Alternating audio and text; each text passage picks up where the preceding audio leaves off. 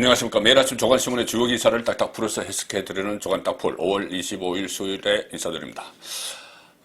오늘 윤석열 대통령이 아침에 처음으로 NSC 국가안전보장회의죠. 그 소집을 했습니다. 소집을 해서 주재를 했는데 아침 6시에 북한이 이 동해로 탄도미사일 3발을 발사를 했습니다.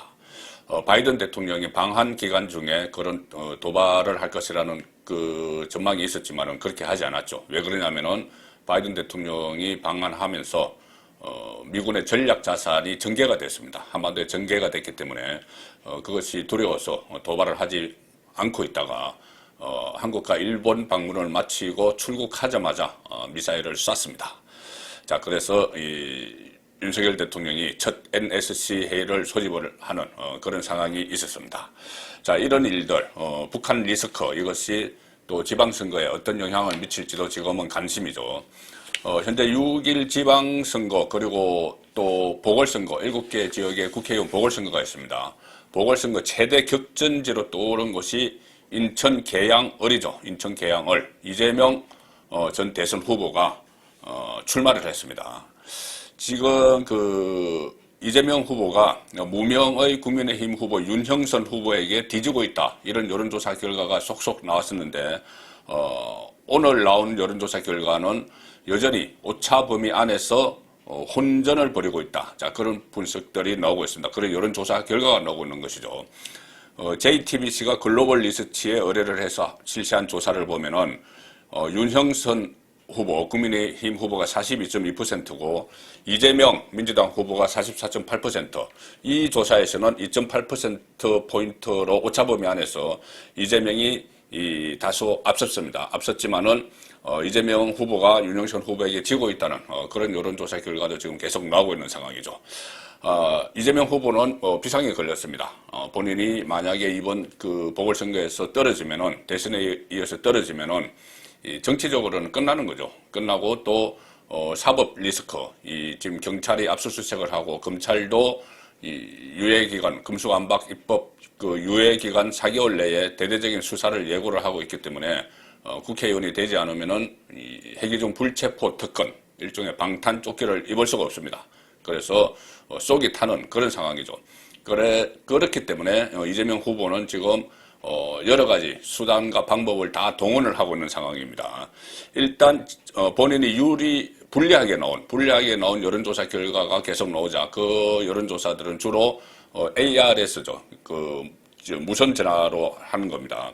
그래서 무선 ARS 그 여론조사는 가짜다, 믿을 수 없다 이렇게 이재명 후보가 계속 주장을 했죠. 주장을 했는데 오늘 JTBC 조사도 ARS 조사입니다. 여기서는 오차범위 내에서 약간 앞서는 걸로 나왔는데, 자, 이 부분에 대해서는 또 뭐라고 할지, 봐야 될 것 같고, 특히 이재명 후보는 속이 타니까, 문재인 전 대통령 문재인 파리까지 하고 있습니다.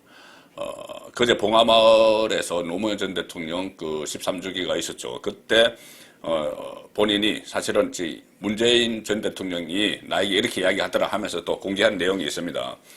문재인 전 대통령이 먼저 나에게 사진을 찍자고 하더라. 나중에 어떻게 쓸 일이 있을지 모르니.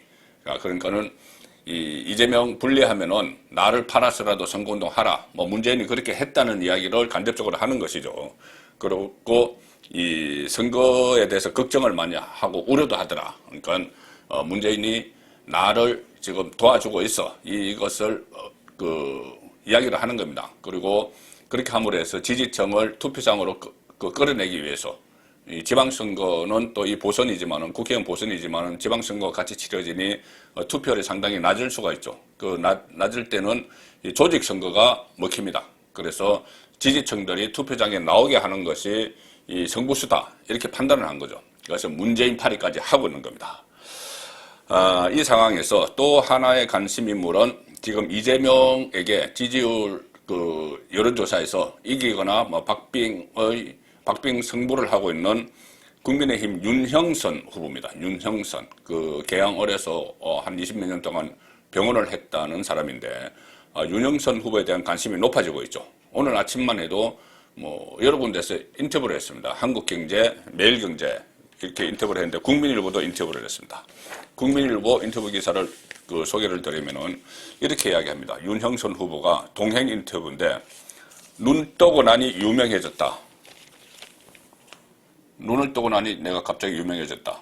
도망자 이재명에게 고맙다. 이렇게 이야기를 했습니다. 본인도 이렇게까지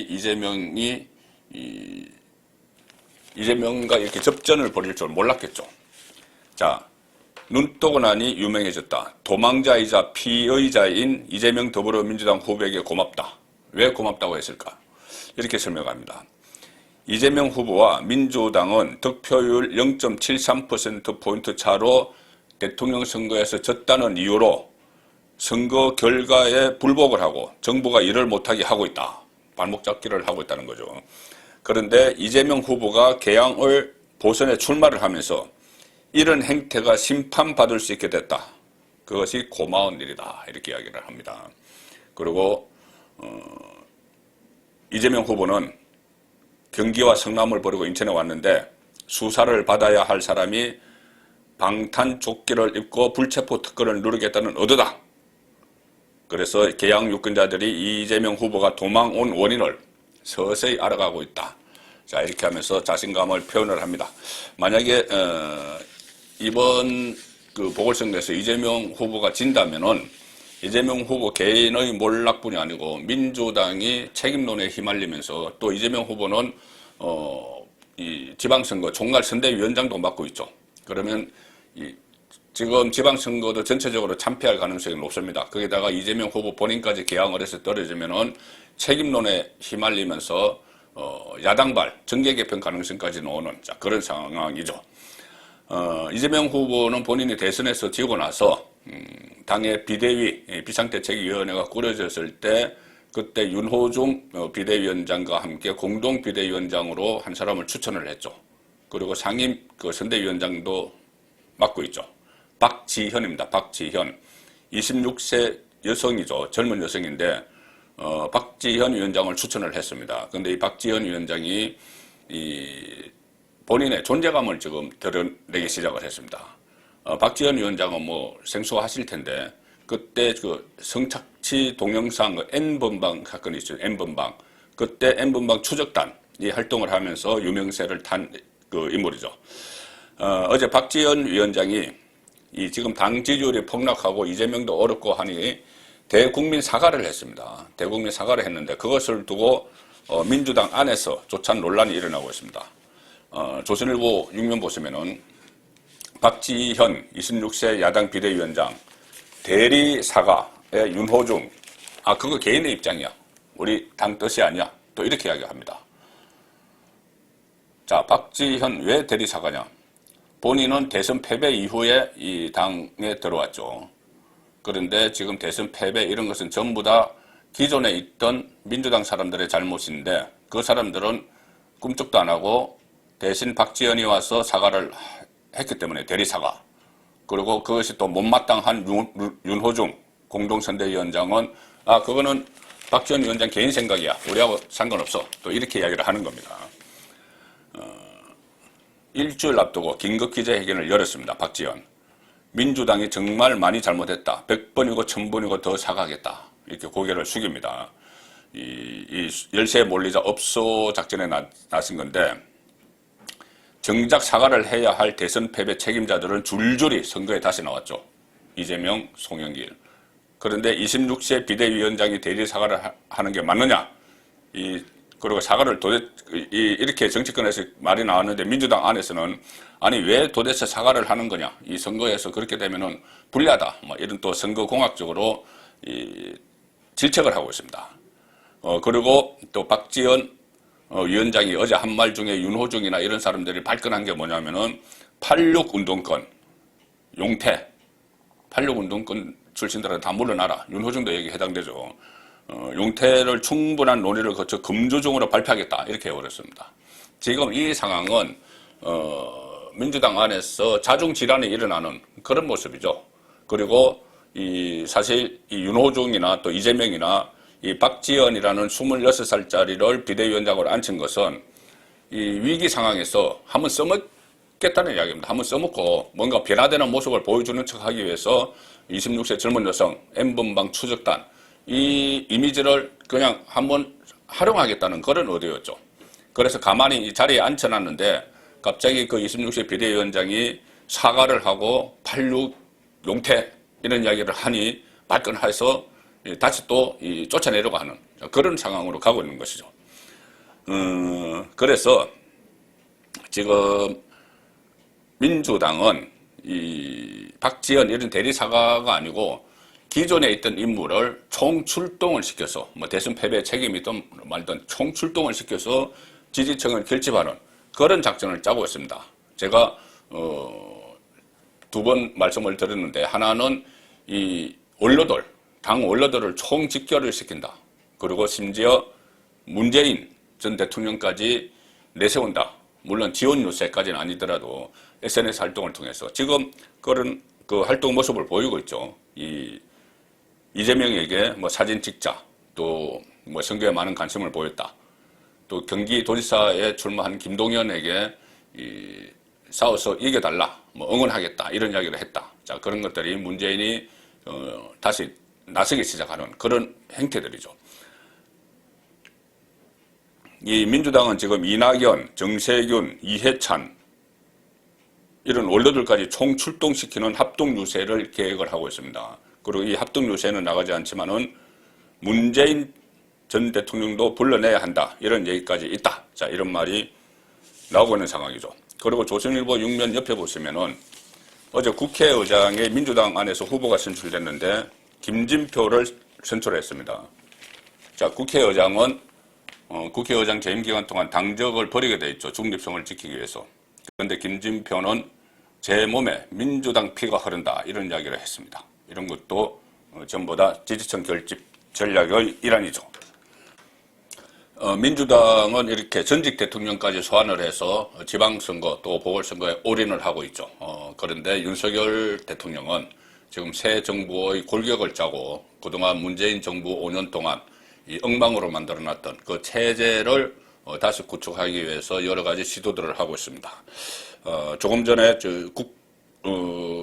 군 장성 인사가 있었습니다. 첫 합동참모 회의 의장에 김성겸 내정을 했고 육군 총장에 박정환 이렇게 지금 군 인사도 하고 어제 이 대통령의 인사권 행사에서 가장 중요한 것이 인사 추천도 있지만 인사 검증이죠. 인사 검증 기능을 그동안은 청와대 그전에 청와대 시대에 청와대 안에 민정수석실에서 맡았는데 이 민정수석실이 문재인 정권에서 이 위법, 탈법을 많이 저질렀죠. 조국 민정수석 시절에 유재수 감찰 무마, 또 울산시장 선거 불법 개입, 여기에 민정수석실이 연루가 됐고 여러 가지 권한 남용, 또 특감반, 뭐 그런 일들도 있었기 때문에 윤석열 정부에서는 민정수석실을 없애버렸습니다. 그래서 민정수석실의 중요한 기능 중에 하나가 인사검증인데 그 인사검증 기능을 법무부 산하기관에 새로 신설을 해서 산하기관을 신설을 해서 거기에 맡겼죠. 자, 여기에 대해서 오늘 종안들 여러 가지 분석들을 하고 있습니다. 일단 동아일보 보시면은 일면 톱 기사입니다. 법무부가 공직자 인사검증을 맡는다. 인사정보관리단을 신설을 해서 법무부 산하에 둔다는 겁니다. 이 법무부 산하에 이것을 두니 다시 한동훈 법무부 장관 이야기가 나오는 겁니다. 한동훈 법무부 장관이 너무 많은 권한을 가져가는 것 아니냐. 자, 이런 이야기죠. 동아일보는 장관 직속 인사정보관리단을 신설을 한다고 하고 법무부와 행안부가 시행규칙, 시행령을 예고를 했다. 인사검증 기능을 법무부에서 갖기 위해서.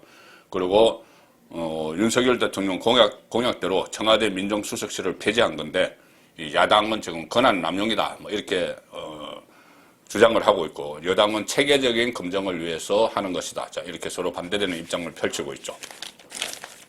한겨레 신문 보시면은 소통령 이렇게 이야기합니다. 수사와 정보 털어진 법무부 장관 명실상부 소통령 현실화됐다. 소통령이다. 검찰 인사도 했고 또 여기다가 이 고위공직자 검증 기능까지 가져가니 이 소통령 역할을 한다. 이런 비판적인 논조입니다. 법무장관 직속으로 지청급의 별동대를 만들었다. 지청. 그 검찰 지청급 한 20명 되니까요. 검사는 한 서너 명이 파견이 되고 뭐 인사검증을 하려면 국세청에서도 와야 되고 경찰에서도 와야 되고 그렇습니다. 대검에는 또 범죄정보기획관실도 부활을 시켰죠. 인지수사를 하기 위해서. 자, 그래서 대통령, 법무장관, 검찰, 직할체제로 간다. 검찰공화국이다. 이 이야기죠. 그리고 또 인사검증과 관련해서는 검증자료를 언제든 수사에 활용할 가능성이 있다. 그리고 무소불위 검찰 권력 견제를 뒤집기를 해버렸다. 자, 이런 주장들이 있다는 이야기입니다. 중앙일보는 이렇게 분석을 합니다. 한동훈의 법무부, 과거 무소불위 안기부처럼 될 수도. 이렇게 권한이 많이 쏠리니 이런 우려들이 나오는 겁니다. 중앙일보도 이렇게 기사를 작성을 했죠. 법조계에서 법무부에 과도하게 권한이 집중되는 데 대한 우려 목소리가 나온다. 수사지휘권, 인사권, 그리고 감찰권, 이것으로 검찰에 대한 통제 권한을 지닌 한동훈 법무부 장관이 전 부처, 고위 공무원 후보자는 물론이고 고위 법관 후보자까지 개인정보를 수집, 관리하고 검증하는 민정수석 비서관의 역할까지 떠맡게 돼서 걱정이 우려가 많다 이 이야기입니다. 그런데 법무부 쪽에서는 이렇게 이야기합니다.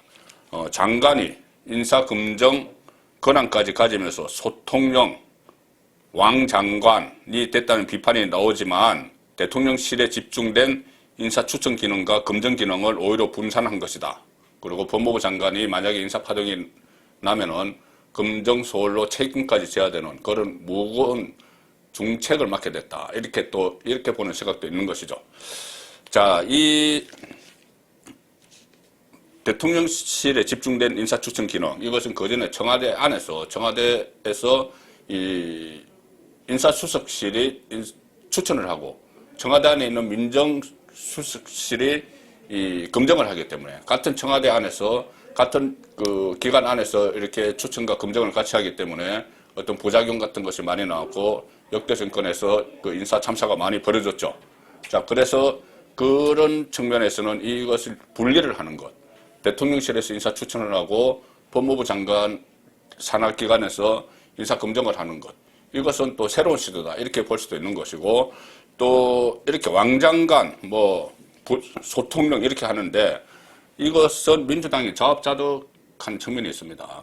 일단 민정수석실 폐지한 이유가 이 조국 민정수석 시절의 일종의 권한 남용 이런 것이 계기가 된 것이고 또 하나는 만약에 검수완박 입법을 정권 교체기에서 밀어붙이지 않았다면은 한동훈 법무부 장관 카드가 그때 바로 지금 시점에 꺼내지는 않았겠죠. 윤석열 대통령이.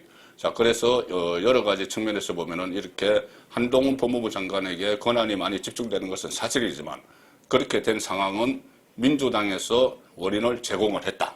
그렇게 분석을 할 수가 있겠습니다. 조간 딱풀이었습니다.